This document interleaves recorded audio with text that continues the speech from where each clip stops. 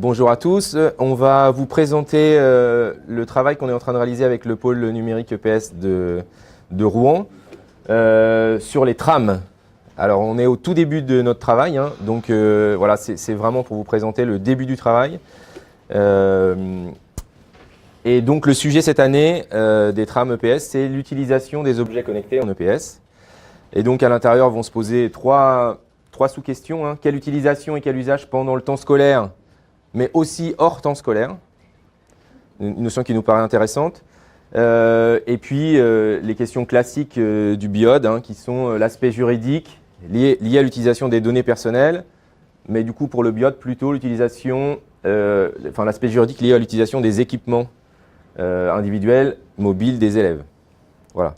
Donc là on est sur un travail réflexif, hein, donc on n'est pas arrivé au bout, donc je ne pourrais pas vous donner toutes les conclusions pour l'instant, mais voilà un petit peu ce qu'on va vous présenter. Donc, dans un premier temps, rapidement l'aspect juridique et après, 3 scénarios pédagogiques. On insistera sur le premier qui est sur la course d'orientation, puis une petite extension sur une section sportive, très rapidement, et puis surtout, pour que ça intéresse un peu tout le monde, une ouverture sur les autres disciplines, de comment on a imaginé pour l'instant utiliser ce qu'on fait en EPS dans les autres disciplines. Donc, si on prend l'aspect juridique, il y a un guide qui est très bien fait. Et on ne pourra sûrement pas faire mieux, hein, sur les projets pédagogiques s'appuyant sur le BIOD ou sur l'AVEC, qui est disponible sur le site EduScol, où on a vraiment tout dessus. Voilà, c'est hyper bien fait, très simple, il y a les réponses à toutes les questions qu'on se pose. Ils ont sorti la version 1.2 en mars 2018 qui a été légèrement modifiée. Et donc, voilà, on ne va pas rentrer pour l'instant dans ce côté aspect juridique, même si vous avez des questions, on pourra y répondre. On a quelques petites affiches qui répondent à ça. C'est page 35 et page 36 pour le BIOD, hein, toutes les réponses aux questions. Donc là, on va parler de course d'orientation. Alors juste, petite introduction pour ceux qui ne savent pas ce que c'est que la course d'orientation. Hein. Le principe, c'est, on se retrouve dans une forêt, ça c'est l'idéal, mais des fois on est sur un stade, mais dans une forêt où les élèves vont devoir aller avec une carte, alors une vraie carte ce coup-ci, chercher des balises, hein, trouver des balises, et donc ensuite revenir au point de départ, et l'objectif c'est d'aller le plus vite possible en ayant récupéré toutes ces balises. Alors, le problème spécifique de l'enseignant d'EPS en course d'orientation, alors il y en a plusieurs, mais c'est une activité bien particulière où, c'est quasiment la seule, hein, où on perd l'élève de vue. C'est-à-dire que dans cette activité-là, à un moment donné, l'élève il est le plus devant nous, donc ça pose différents problèmes, notamment des problèmes de sécurité, on ne sait pas où il est, hein.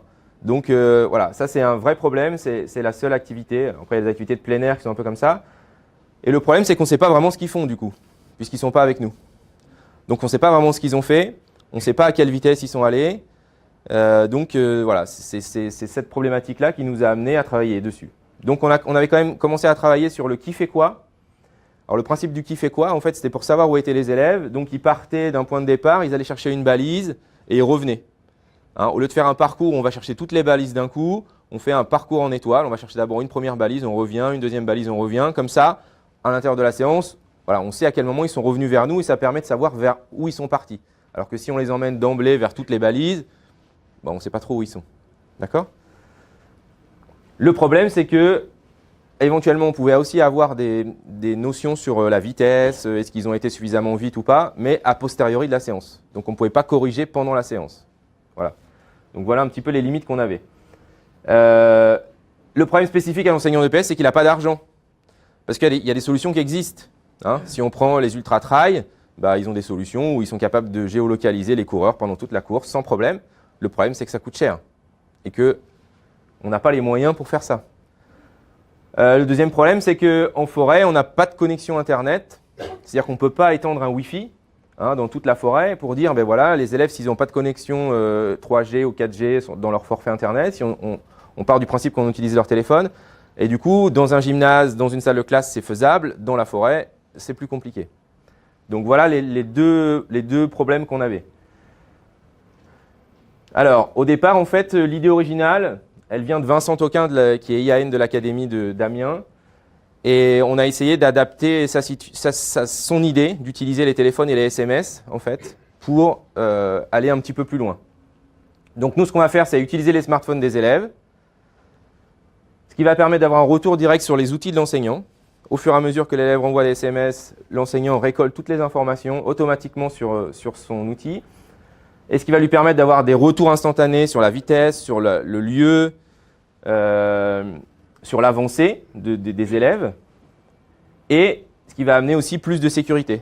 Parce qu'on saura exactement à quel moment l'élève était à la balise B, à la balise D, à la balise O. Voilà, on sait qu'il y était il y a 3 minutes. Donc si on n'a pas de nouvelles à un moment donné, on sait que la dernière balise où il était, c'était celle-là. D'accord ? Alors, voici le fonctionnement de notre outil. On a notre petit parcours, on a notre groupe voilà, d'élèves. Donc les élèves partent toujours en binôme, en trinôme, voilà, mais jamais seuls. Et leur téléphone, donc un smartphone du coup par groupe. Les élèves scannent le petit QR code donc, qui ressemble à ça avec leur numéro de groupe. Hein, l'enseignant a paramétré d'abord, donc groupe 1 par exemple, puis ils partent sur le parcours 1. Donc ils scannent 2 fois. Hein. Donc ça, je vous fais le tracé de l'élève, après je vous expliquerai le tracé de l'enseignant. Donc ils scannent les deux choses et ça va envoyer 2 SMS. Ça écrit le message, ça met le numéro, ils ont juste à faire envoyer. Ils scannent, envoyer, ils scannent, envoyer. Donc c'est très rapide. Voilà, et donc du coup le SMS va envoyer sur l'enseignant automatiquement dans un fichier Excel qu'on vous montrera tout à l'heure. Ils vont à la première balise, et là même principe, sur la balise, donc les balises elles ressemblent à ça. Du coup, on a la balise avec le petit QR code dessus. Donc quand ils arrivent à la balise, ils scannent le QR code, ce qui envoie de la même manière un SMS à l'enseignant avec un code dessus, balise 1 ici par exemple. Voilà. Donc l'enseignant sait que le groupe A est arrivé à la balise 1. Ça nous permet de savoir où il est, combien de temps il a mis pour aller de la première balise à la deuxième balise. Et du coup, ça calcule automatiquement la vitesse. Et ce qui nous permet d'avoir un indice qui nous dit, ben voilà, ce groupe-là, ils ont couru à 6 km/h. Ça veut dire qu'en termes de réalisation, ce n'est pas très très bon. Ou ils sont à 8 km/h, et là, c'est plutôt bien. Ou ils sont à 10 km/h, et là, ils sont extrêmement forts. Ils ont été très efficaces. Voilà. On a aussi quelque chose sur la qualité de ce qu'ils ont réalisé jusque-là. Ils arrivent à la balise 2, et là, même chose, ils scannent, envoient SMS, et tout ça est transféré sur le fichier de l'enseignant. Voilà. Donc le principe après, c'est qu'une fois qu'ils ont fini de réaliser tout le parcours, hop, ils vont avoir à l'arrivée cette balise, voilà, qui est la balise arrivée, et qui va du coup terminer leur parcours. Pour l'enseignant, c'est très important, parce que ça va permettre de lui dire, voilà, ce groupe-là est bien arrivé sur zone au point de départ de la forêt. Donc, il scanne le code pour résumer tout ça. Réception automatique du SMS vers un tableur qui est sur Google Sheet, donc en ligne. Et le traitement des données est automatisé. Donc, là, ce qui est important dans cette partie-là, c'est que l'enseignant, lui, doit avoir une connexion Internet, lui, pour pouvoir récupérer les données. Donc, on peut vous montrer rapidement ce que ça donne. Comme ça, vous allez voir. François, à côté, il a mis le tableau. Moi, je suis l'élève. Donc, je prends mon smartphone. Je suis le groupe 2. Donc, je scanne mon QR code groupe 2. Alors, je ne vous montre pas mon téléphone, hein, mais du coup, voilà, ça me prévoit le SMS. Je fais envoyer. Et ensuite, moi, je pars sur le parcours 1. Hein, donc, ça, c'est affiché en forêt. Donc, c'est le même principe. Hop. Je lance mon appareil photo, puisque c'est directement intégré dans les appareils photo. Et j'envoie mon SMS. Voilà. Et les élèves peuvent partir. Et là, du coup, pour le côté enseignant, il voit que le groupe 2 a bien scanné son QR code et que donc ça va synchroniser, que du coup, il est parti sur le circuit 1. Voilà. Les élèves choisissent leurs itinéraires, passent sur les grands chemins, coupent à travers, peu importe. Et donc, ils vont arriver sur leur première balise, qui est la balise H. Donc, c'est le même principe. Ils arrivent sur leur balise. Hop, ils scannent le QR code et donc du coup, ils envoient le message aux collègues.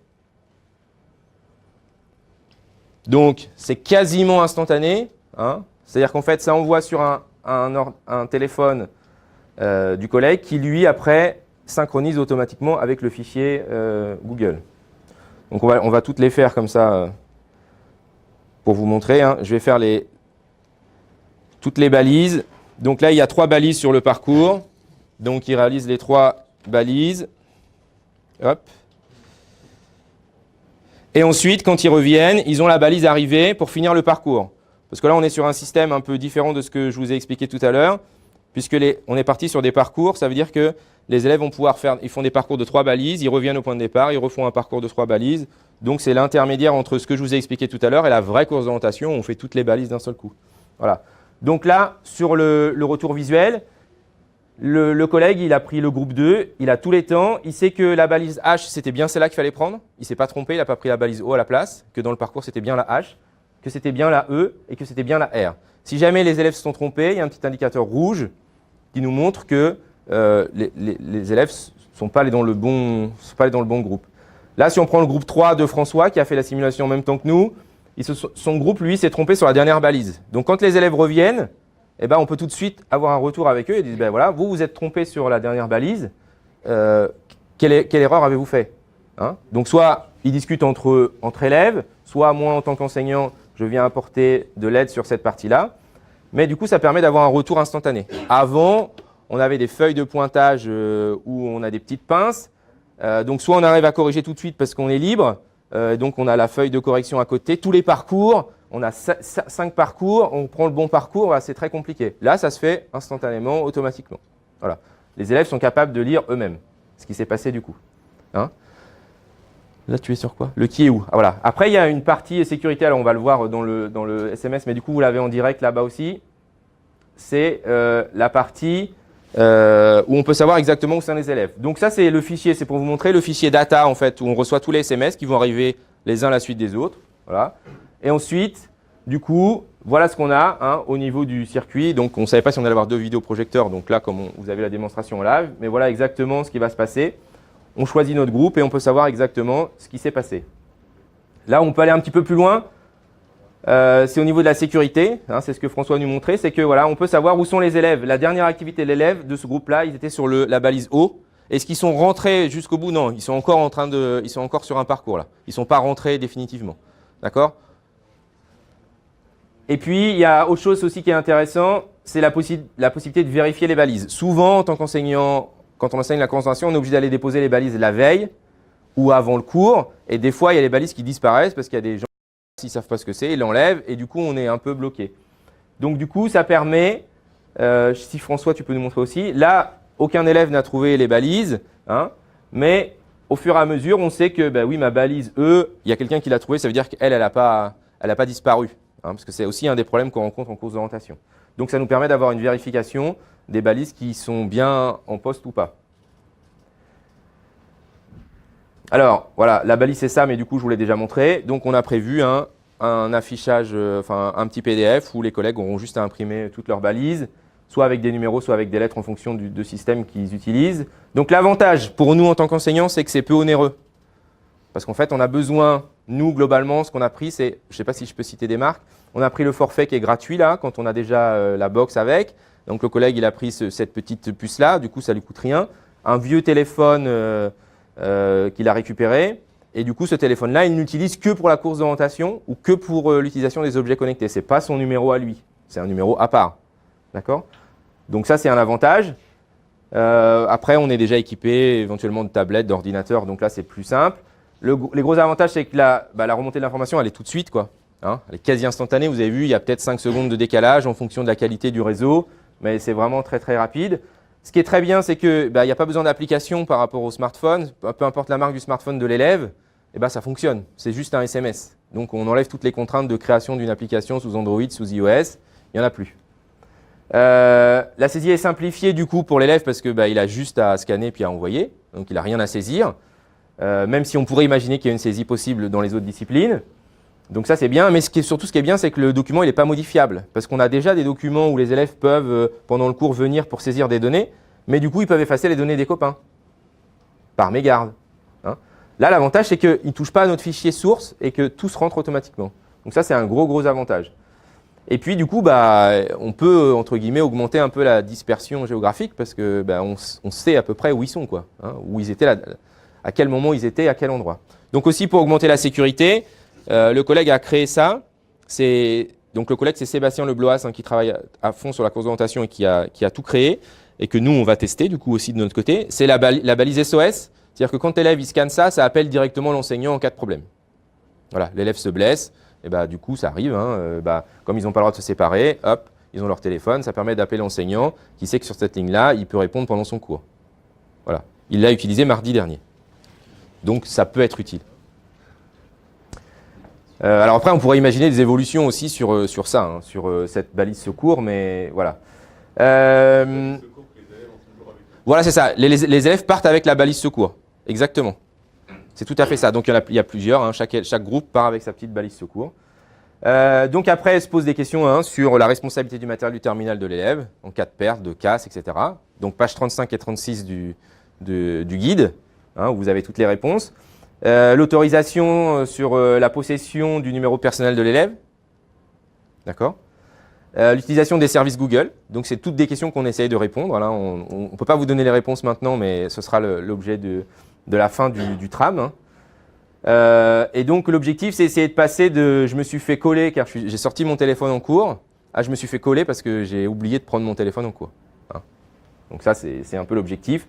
Là, nos élèves de collège voilà, sont un peu surpris d'utiliser les téléphones en cours.